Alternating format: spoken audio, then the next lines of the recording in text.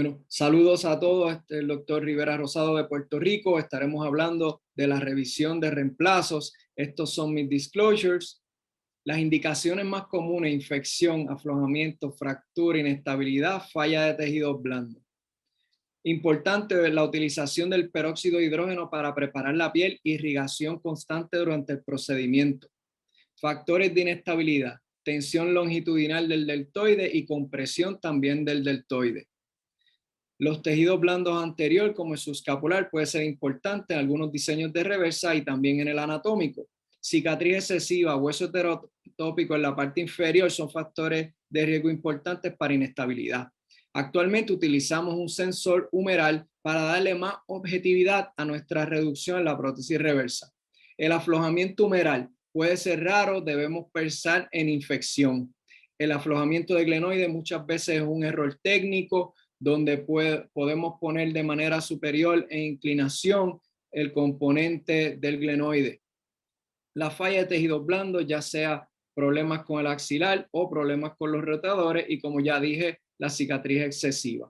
Debemos estar familiarizados con todas estas técnicas a la hora de considerar estos casos de revisión. Esto es un ejemplo de un paciente que tuvo una prótesis reversa por fractura, luego tiene un trauma y se presenta al consultorio con mucho dolor. El paciente se hace una revisión donde se encuentra aflojamiento del componente humeral, aflojamiento de la glenosfera, y este caso fue manejado con un alógrafo prostético composite de hueso femoral con una cementoplastía para lograr un buen resultado y estabilización de un componente reverso.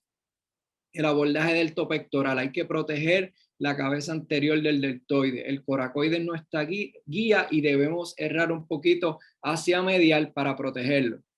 Vamos a remover la cicatriz proximal con distintos instrumentos, y la extracción humeral va a ser dando golpes de abajo hacia arriba en la parte más medial, pero es tener un umbral corto para considerar una osteotomía, una ventana, para evitar pérdidas de ósea mayores, que nos puede traer problemas de micromovimiento, pérdida de attachment de los tejidos blandos, y esto nos puede traer problemas de modularidad, aflojamiento e inestabilidad. Estas son las opciones a tratar en el número: cemento en cemento, cementoplastía, implantes estándares, tallos largos, el APC, una megaprostesis o stroke graft. Los tallos largos en monobloques pueden salvar casos con pérdida ósea proximal mínima. Cemento en cemento se puede considerar con tallos más cortos, pero es importante asegurarnos que la calidad ósea proximal es buena. El stroke graft puede utilizarse especialmente con debilidad ósea, y esto nos va a ayudar a estabilizar nuestro húmero. Esta es la técnica favorita que utilizo para hacer un APC.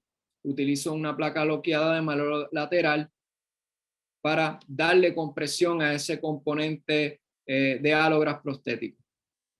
Otra de las cosas que utilizamos es una megaprostesis como lo es el HRP, para mejorar ese deltoid wrapping, darle estabilización al deltoide y a la prótesis reversa. Esto es un ejemplo de un paciente que se utilizó este componente con unos resultados modestos, pero dentro del problema son unos resultados aceptables.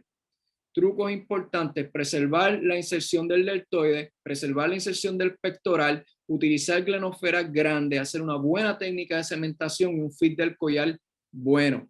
Cuando vamos al glenoide, los defectos pueden ser cavitarios o pueden ser combinados. Sacamos la cicatriz, podemos considerar un osteotomo de la parte anterior a posterior.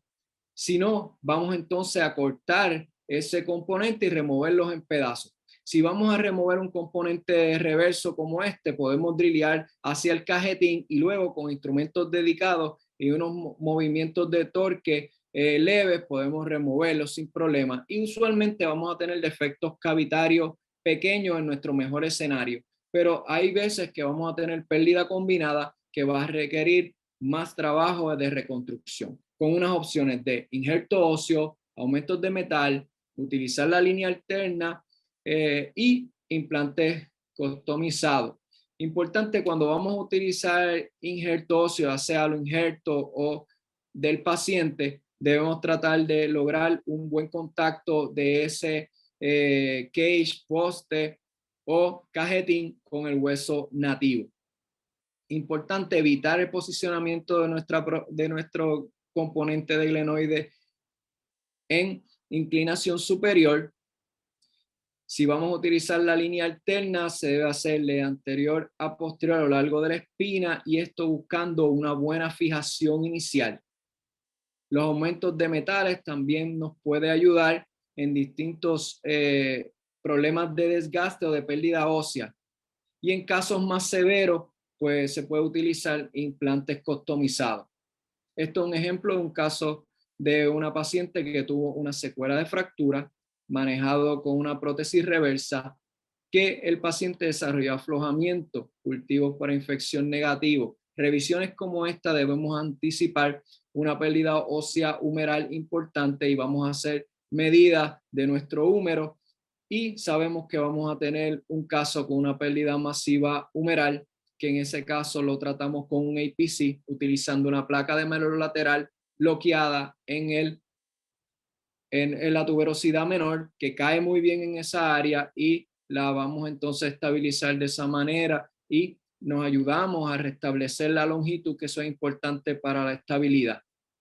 Esto, cuando vamos entonces a revisar pacientes con infección, podemos utilizar distintos espaciadores de antibióticos. Este es un ejemplo de un paciente con múltiples cirugías, polietileno suelto, el tallo salió con facilidad y utilizamos un componente entonces de un espaciador de antibióticos. Este es un ejemplo de una paciente que desarrolló una artritis séptica luego de una vacuna, que entonces utilizamos un espaciador, pero con menos cemento proximal, porque anticipamos pues una revisión subsecuente. En este caso, el glenoide fue manejado con aumentos metálicos, con un buen control radiográfico.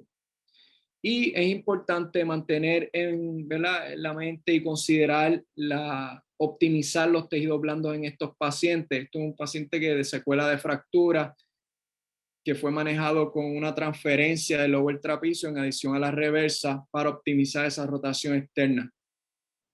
Y cuando tenemos que remover componentes como una megaprostesis, vamos a anticipar una pérdida ósea, un espacio mayor, que entonces podemos rellenar con un spacer customizado. Y los casos más comunes de revisión, pues cuando falla un subscapular, que de manera más reliable y predictiva podemos convertirlo a una reversa. Es especial el uso de los implantes convertibles, que ayudan mucho a evitar pérdida ósea. El componente lo podemos retener en nuestras manos más de 90%.